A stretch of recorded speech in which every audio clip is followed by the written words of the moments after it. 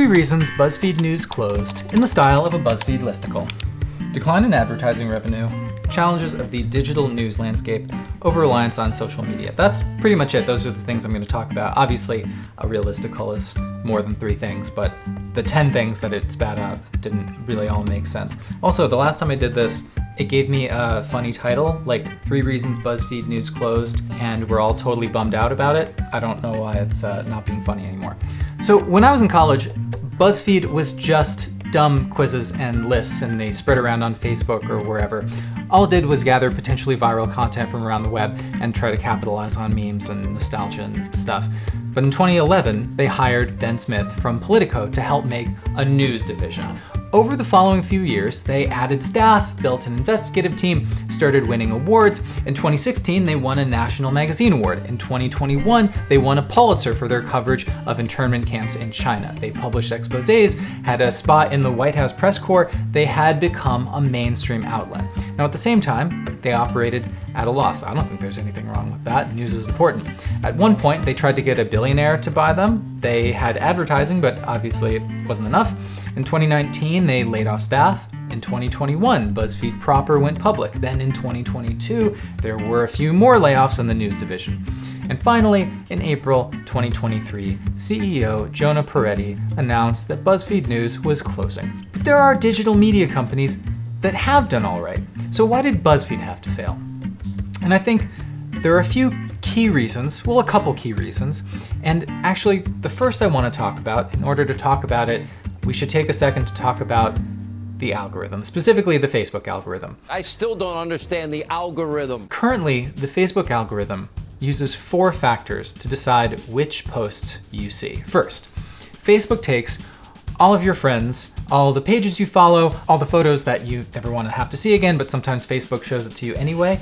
And then Facebook assesses thousands of signals that are attached to that content, like who posted it and how often you interact with the person who posted it, whether you liked it or commented, and I'm sure countless other parameters that we would just find chilling if we knew about all of them.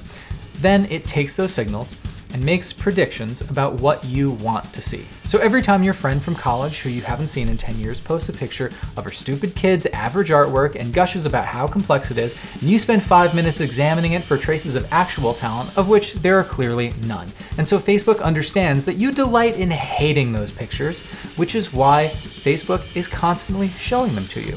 So the algorithm then gives all that stuff a relevancy rating, and it starts presenting it to you accordingly. Now, up until 2011, Facebook's algorithm was called EdgeRank, but there are always changes being made. After a change in 2012, suddenly the reach of brands dropped 38%. This Forbes contributor writes about the experience of having posts reach 48% of his audience in August, and then only 3% of his audience a couple months later. That change was billed as a way to reduce spam from certain brands, but had the added effect of making room for more ads on Facebook. Now in 2013, they retired EdgeRank and went totally to machine learning. In 2014, they gave a big boost to video. Also in 2014, apparently a major downturn in organic reach, Facebook warned pages against posting overly promotional updates, saying that such posts would be shown to fewer people. In 2015, they warned pages that they would see lower traffic because Facebook was favoring Friends updates. In 2018, again, Facebook announced that they would prioritize posts from friends and family over public content. The algorithm is constantly evolving, and their priority is keeping users on the platform and making money. And if the way to do that is to disfavor posts from brands, unless they're paying for it, then they will. So clicking out of Facebook to go to your news site when you're not even paying for it, what's in it for Facebook? Nothing. So with that in mind, it seems crazy to rely on Facebook's algorithm, or probably the algorithm of any social media company, for the success of your business, because they can just take it away from you. There's only so much you can do about it, and that's not new information.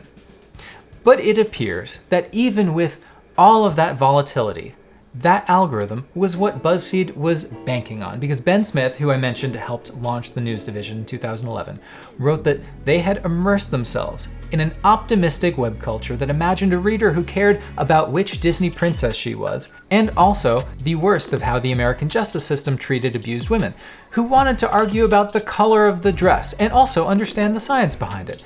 That was back when all of it was mixed up in your Facebook feed and it felt novel.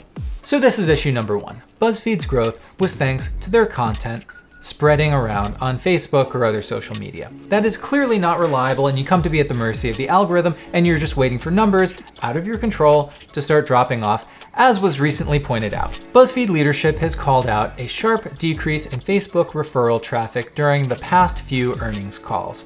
And as Ross Barkan points out, a lot of millennials have aged out of BuzzFeed, and for Gen Z, TikTok probably fills that need for addictive, pointless content much better than BuzzFeed ever could.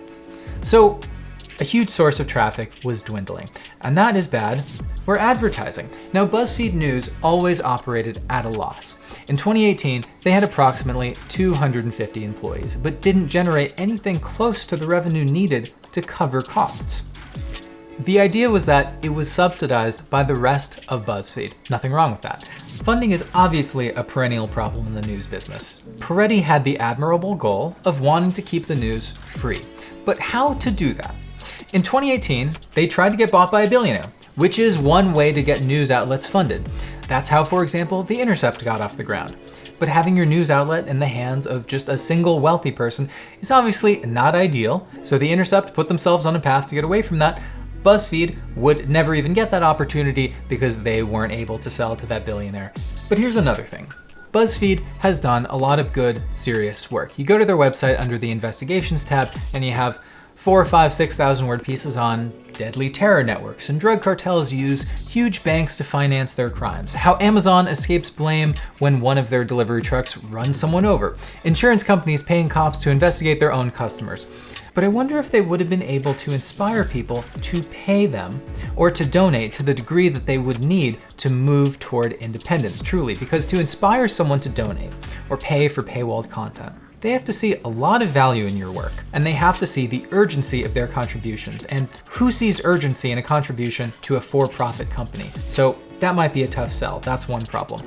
But this kind of brings us to the branding issue. And I hate the word branding, but the idea that people would delight in the intermingling of substantive journalism and mindless entertainment seems to have been a huge miscalculation. In 2014, Pew Research asked Americans what news outlets they trust, and BuzzFeed came in last out of 36. In 2016, Columbia Journalism Review gave participants a long-form article. Some people thought it was from The New Yorker, some thought it was from BuzzFeed, and they found there was a trust gap, and people viewed The New Yorker as more credible.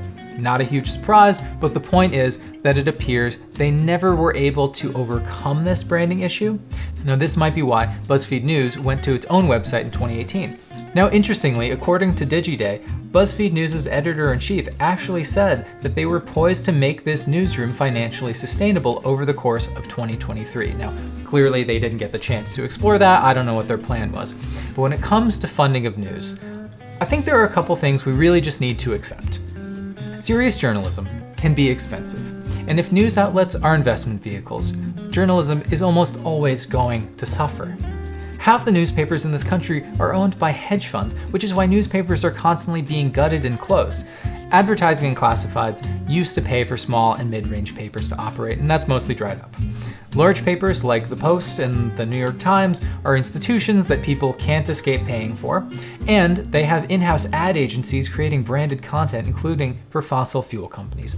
Cable news has cable carriage fees and huge advertising. They are also institutions that can't be escaped. And even still, why does cable news employ so many pundits? Because it's cheap.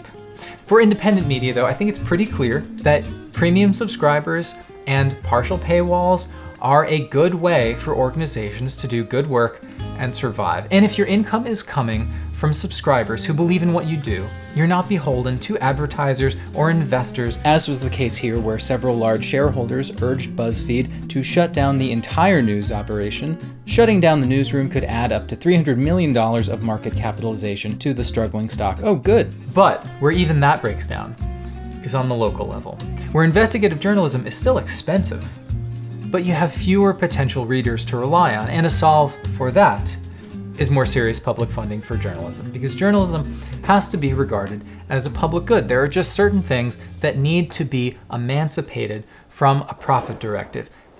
And that will do it for me. If you found this video interesting or helpful, make sure you are subscribed to Breaking Points. You can also check out my YouTube channel where I talk all about media and politics and other things. Link in the description. Liking and sharing always helps. Thank you to Breaking Points. Thank you so much for watching, and I will see you in the next one.